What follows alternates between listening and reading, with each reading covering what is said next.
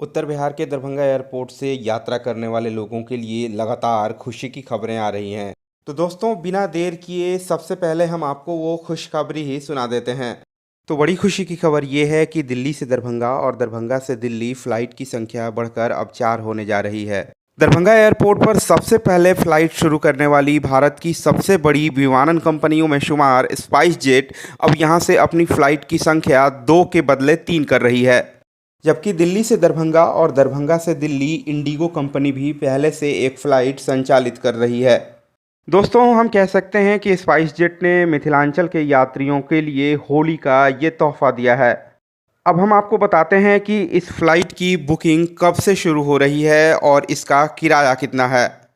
दरअसल spice jet की जो तीसरी नई फ़्लाइट शुरू हो रही है वो 10 मार्च से शुरू हो रही है और इसकी बुकिंग स्पाइस जेट की ऑफिशियल साइट समेत तमाम टूरिस्ट कंपनियों की साइट पर शुरू हो चुकी है।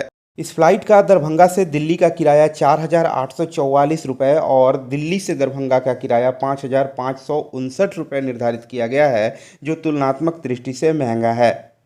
हालांकि दिल्ली दरभंगा रूट पर ये चौथी फ्लाइट और स्पाइस जेट की तीसरी फ्लाइट उन यात्रियों के लिए राहत भरी खबर है जिन्हें दिल्ली से आने जाने के लिए ट्रेनों में रिजर्वेशन नहीं मिल रहा है और वे होली में किसी भी कीमत पर दरभंगा आना चाहते हैं। स्पाइस जेट ने इस मौके को बड़ी ही चालाकी से कैश किया है और वैसे यात्रियों को राहत देने के नाम पर अपना व्यावसायिक फ़ायदा उठा लिया है।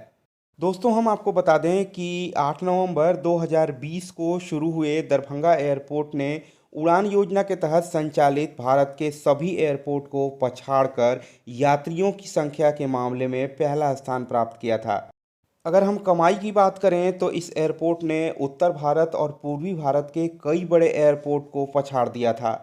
यहाँ से उड़ान भरने वाले यात्रियों की हमेशा से ये मांग रही है कि एयरपोर्ट पर यात्री सुविधाओं का विकास किया जाए और यहाँ फ़्लाइट की संख्या भी बढ़ाई जाए।